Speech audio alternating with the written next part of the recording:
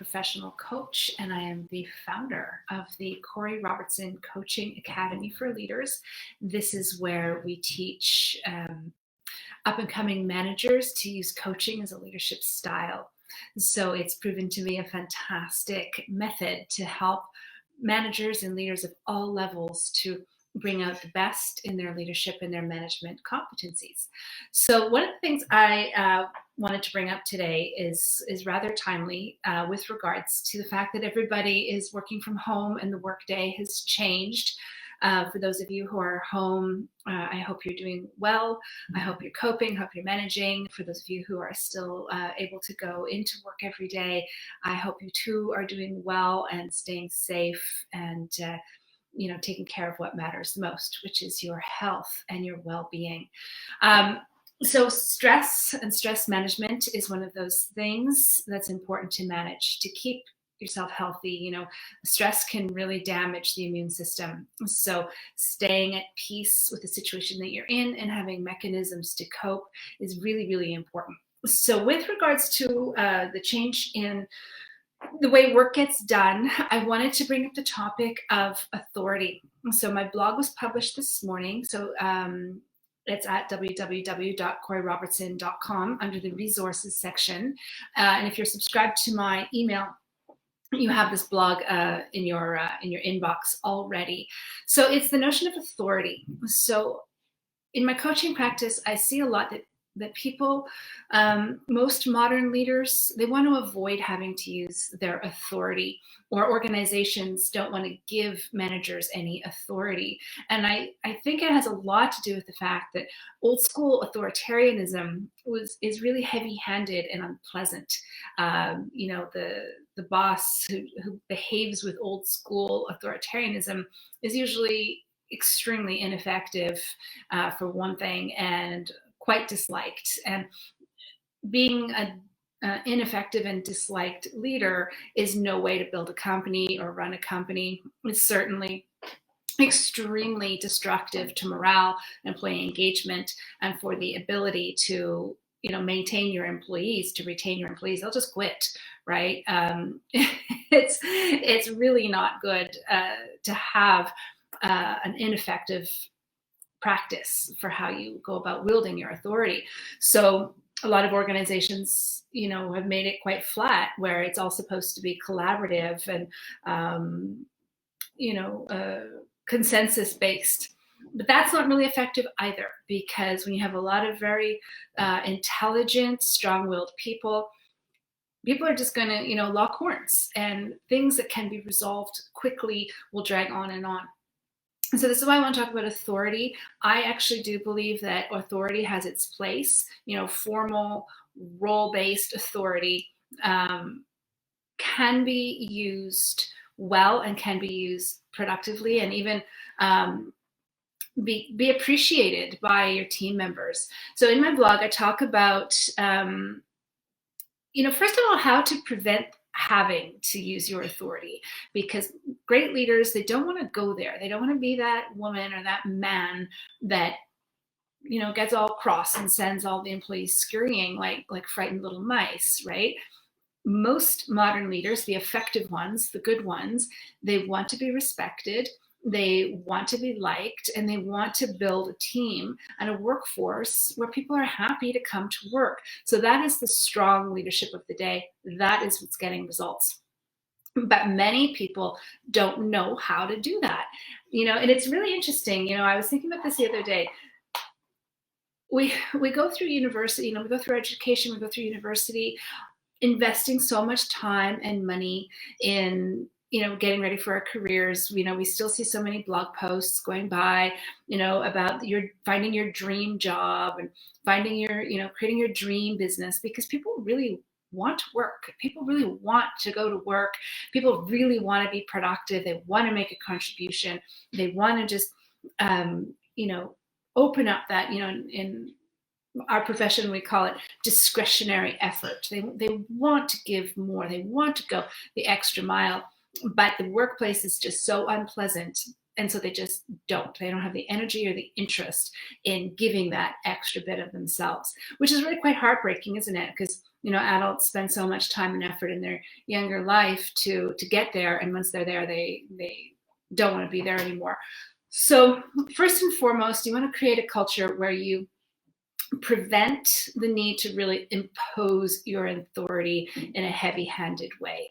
And this starts with creating a management style where you can actually prevent conflict and prevent toxic feelings and hard negative feelings. So the first thing to do in your leadership style, and you can learn this, you can practice this, is use something in the coach approach that we call establishing a focus. So the first step, establish focus at the high level. That means to be really clear about the purpose of your team or your organization. What is the purpose? So that's know your why. Simon Sinek wrote a whole book about that. So what is the purpose? What do we do? What is it that our organization does that makes this world a better place, that makes the community a better place? What products and services do we create, do we deliver that are in service for the use of other people? The next thing is the vision. So what is going to be better because of our purpose? What's better in the world because of the work that we do?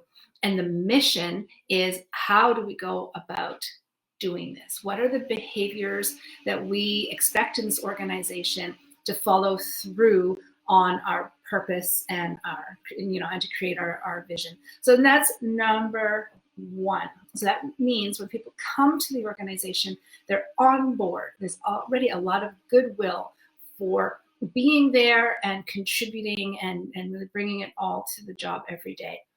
The next thing, okay, so that's the first thing that you do as a leader, and that's part of using your role authority with integrity that will have impact. The next thing is defining roles, goals, and responsibilities for each person. I see a lot of conflict starts from people stepping on each other's toes. People not knowing the line in the sand. What's my responsibility? What's your responsibility? What's my decision to make? What's your decision to make? Who has the last word on this? So that's an important part of your authority, is to define that and communicate that, and to stick with it, right? Make these messages, put these messages out with integrity, with the intention to follow through. You do not want to be wishy-washy about this and changing it every day depending on who's coming through your office with which complaint of the day. So these things you have to be really clear about, and this is well within your scope of authority to be able to clarify and communicate these points. So the next thing is exploring possibilities. So as the leader, you can use your authority to really think out of the box, really think big and think broad. Who are the right people in the role? What are the right combinations of people in the role? What skill sets do they need? And then you can decide what coaching and training they need to close any gaps that might exist in skill sets or knowledge bases. So keep opening that, keeping open to possibilities, keep exploring the possibilities and acting on them. When you have a vision, you can see forward, you can see through the now into the next step. When you have purpose, you can be passionate about that. That fuels you, and that fuels the people around you to keep you on track, to remind you that you're doing the right thing. And of course, the mission is, how do we do it? So that part is, how do we behave in this workplace? And I always use this example, the behavior, so the mission, how do we go about getting work done, is based on your values. So your values govern behavior. There's a right way and a wrong way of getting things done. So here's my example. Maybe you've heard it before. In business, we value money. It's just a fact of life, and it's not a bad thing. Money creates payroll. Money allows you to invest in education, and money allows you to invest in art and creativity, healthcare, good choices, generosity. Money can be an extremely beautiful thing. But how you go about getting your money is very different. So you might go about getting your money by a hard day's work, and another person might go about getting their money by robbing a bank. So you both value money, but how you go about getting it is very, very different. So, and what governs that are the values. You value a hard day's work and the other person doesn't. The behaviors of how you go about actualizing your values are different. So it's very, very important to have a very clear mission statement. How do we go about living our purpose and actualizing our vision, making our vision come true? So, we're on exploring possibilities. So making sure you have the right people in the right roles, and then the communication is very, very clear around the responsibilities and the scope of authority that each person has and what your expectations are of them. The next thing is, setting goals and creating action plans. This is something that I'm hearing in coaching conversations right now. People are working from home. They often don't know what you want. They want you to be happy. You're the boss. They want to please you. They want to make sure they're doing a good job. They want to make sure that, they are appreciated for their efforts and that they can feel good about their hard day's work. They don't know from you what is going to make you happy. What does success look like? And I know on your side, on the leader's side, because I've had a lot of senior leaders tell me the same thing, but on the other side, I talked about this last time, where the leaders are saying to me, how do I know my people are okay? How do I know they're working on the right thing? How do I know that work is getting done and they're feeling good about the work that they're doing?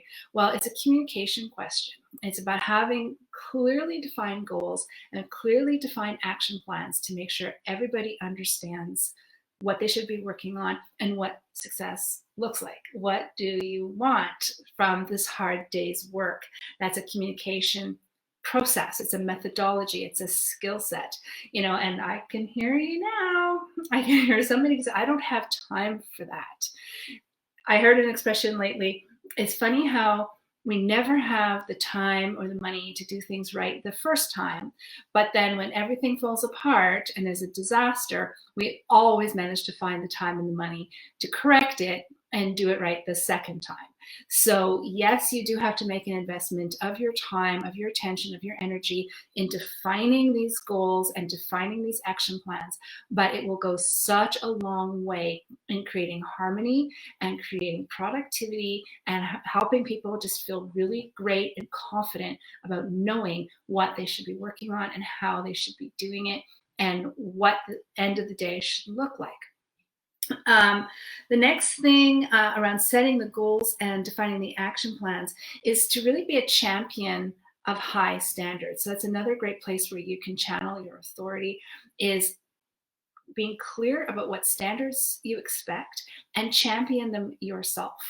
If you're expecting your team to produce a certain standard or a certain quality, you really have to go first, right? You can't be you're sort of delegating it to them and then expecting them to pick up where you left off or picking up your loose ends. You really need to be the champion of everything that your authority allows you to champion. The next thing for the really great use of authority in senior roles is to help people cope. Right now we have a lot of issues with psychological safety, a lot of issues around stress and concern. There are so many things that people are worried about right now. And even if these worries, with the health crisis are not constantly at the forefront of your thought process, people are internalizing them. People are waking up, even if they're fine and their families are fine and they're still employed, people are still having, anxiety and stress and grief just because they, surrounded, in the news media and their change in lifestyle. So use your authority to help people cope, to reach out, goes back to communication. There are many ways you can reach out and stay connected and make sure people are fine. When times are more normal, your ways of helping people cope are to check in, make sure they're managing their workloads, make sure that, the delegation is fair and consistent. And when a certain person happens to be at a point in their project where there's just too much on their plates, take something off, reassign some priorities to somebody else, take something on yourself, or hire a temp, hire another resource. If it's getting to the point where people are consistently overloaded, it's really a good sign that it's time for you to grow. Hire on more people. Get yourself a good recruiter, and there's many of them. I know many of them. So if you want advice on who to hire as a recruiter, please reach out to me. I'd be more than happy to give you some recommendations on how to attract the right people into the right roles. So helping people cope is a great way of wielding your authority in a positive way.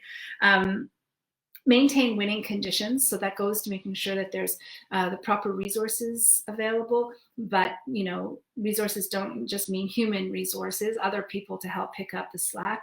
It's also technology, it's work environment, it's time, it's energy, all the things that people need to thrive and to be able to do a good job. So as a leader, that's within your power. You can make that happen, and that's an important way for you to use your authority. A little bit of a trickier place for you to use your authority, but very, very important, is to break a tie or to break a stalemate between two colleagues. So very often colleagues will be in a conflict over something. They don't quite, they can't agree to how something should proceed, or what should be done or not done. And they'll just keep going around and around. And that will turn into a very toxic conflict. That'll get personal very quickly. So hear me loud and clear. These things do not go away on their own. Okay. I've heard too many leaders tell me that they don't want to get involved. They don't want to get in the middle of it. Let them sort it out. Don't let them sort it out.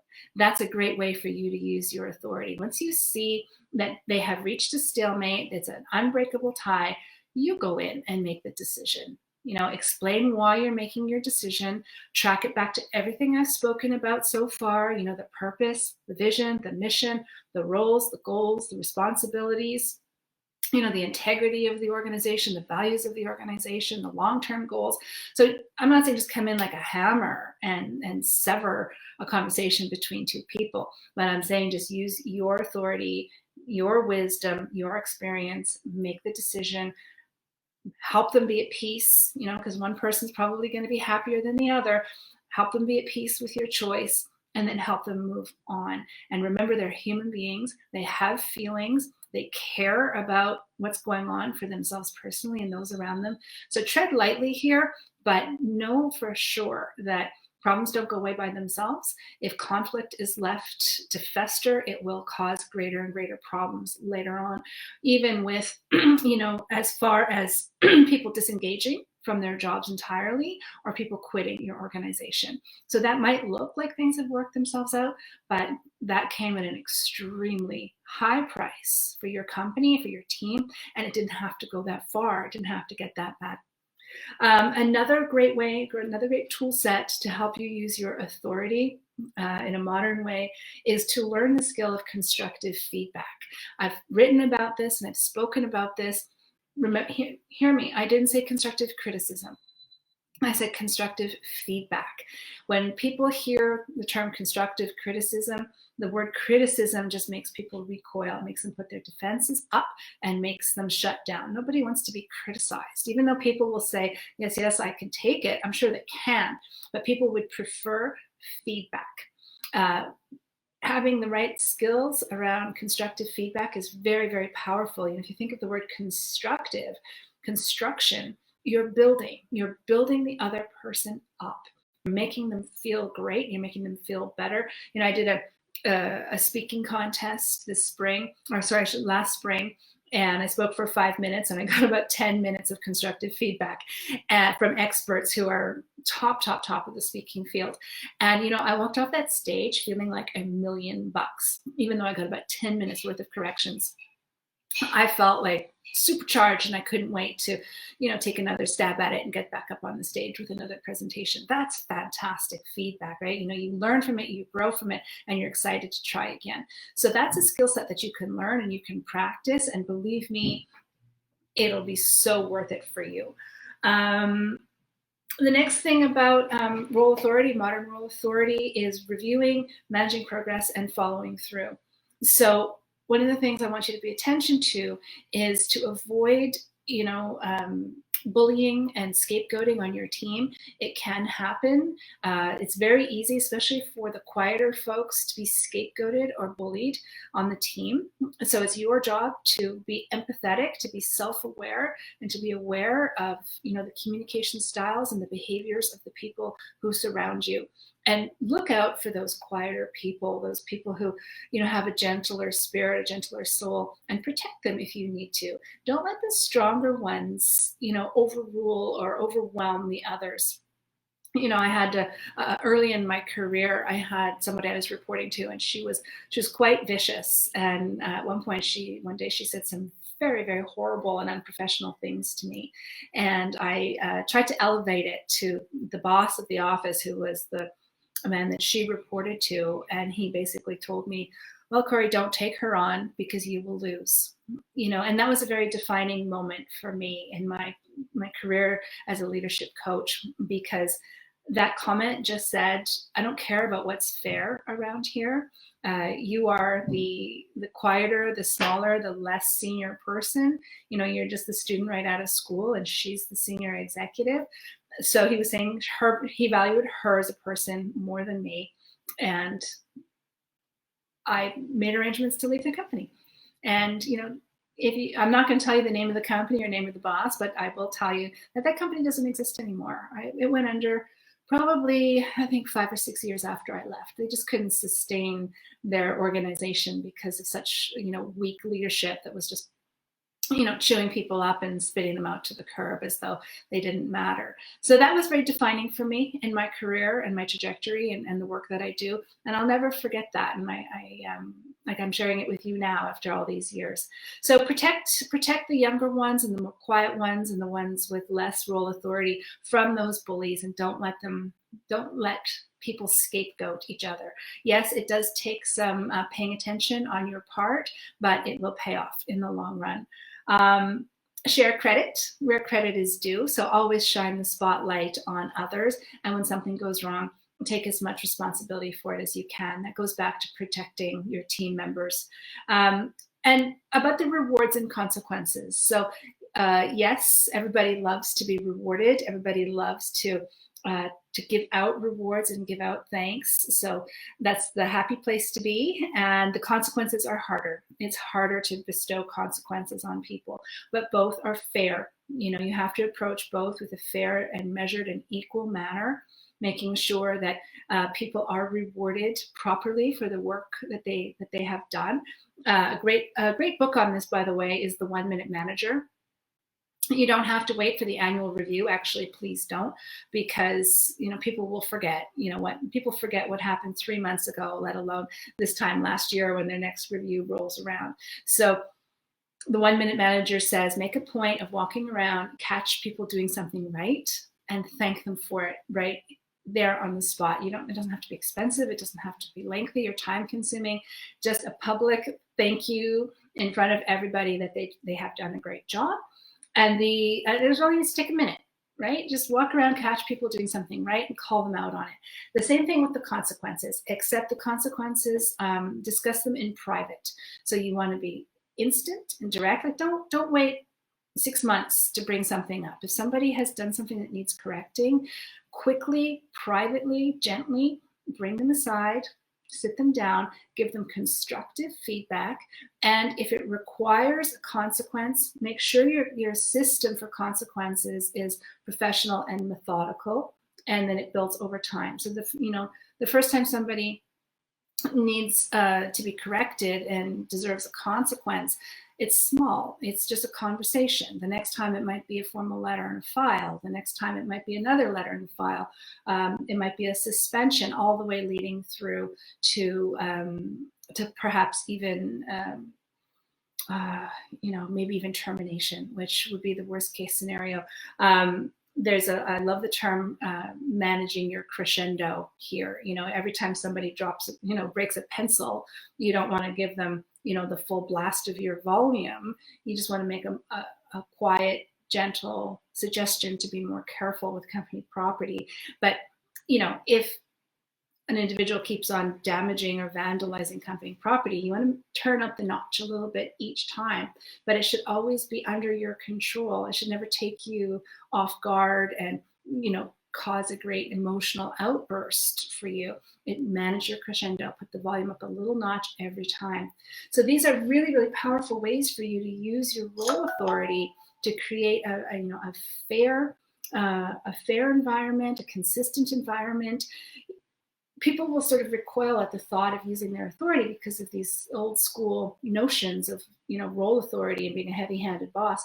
But actually, if you use these principles that I'm sharing with you today, then you'll see that you're actually setting really clear and consistent boundaries. You're giving people a really safe environment to work within. People will trust you more and they'll respect you more, and you will have a much more positive working environment with little conflict. You won't have that revolving door of people complaining about each other.